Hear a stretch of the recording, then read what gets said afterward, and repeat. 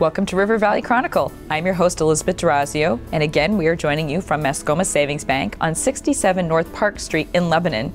I have a very timely interview for our viewers right now.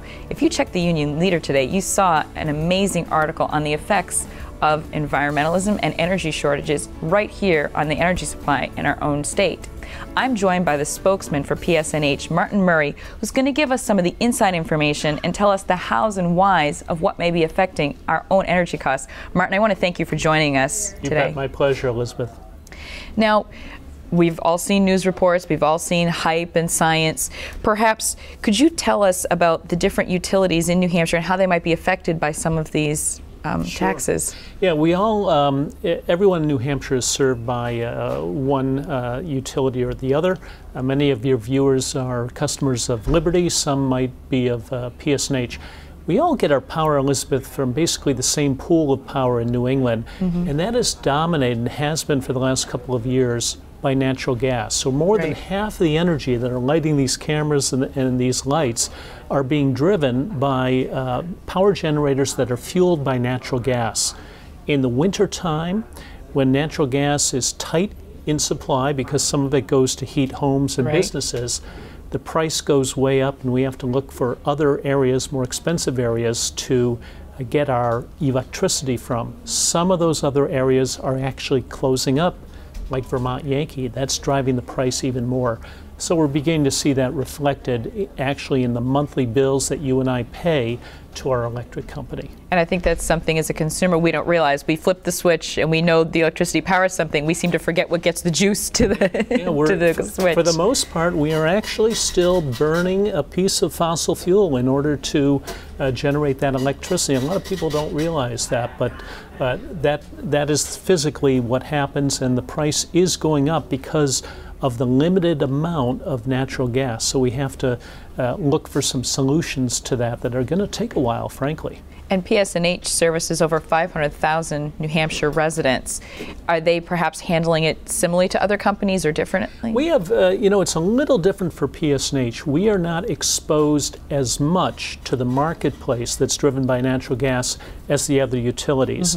We are deregulated, but we still do own our regulated power generation facilities that do not have natural gas for the most part. They have coal, they have oil, they have biomass, we have some wind, we have some hydro. So we have a hedge against the volatility of the marketplace that's driven by natural gas.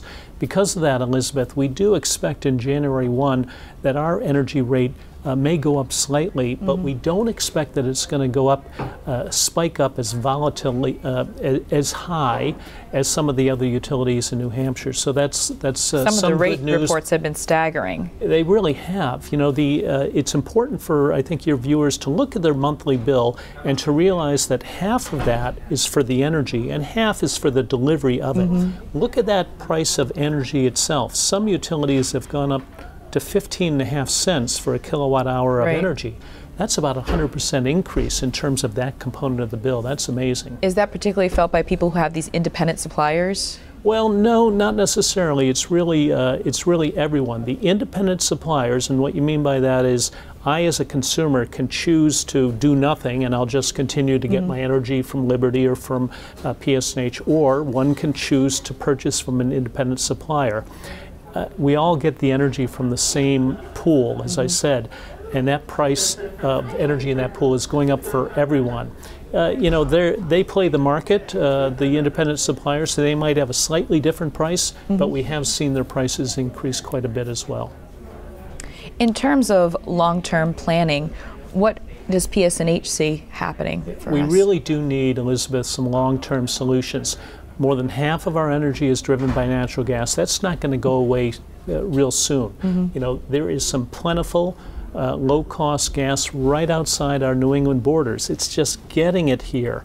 So we need more gas, and that means additional pipelines or larger pipelines to take the place of the existing ones. We have to get more gas into New England.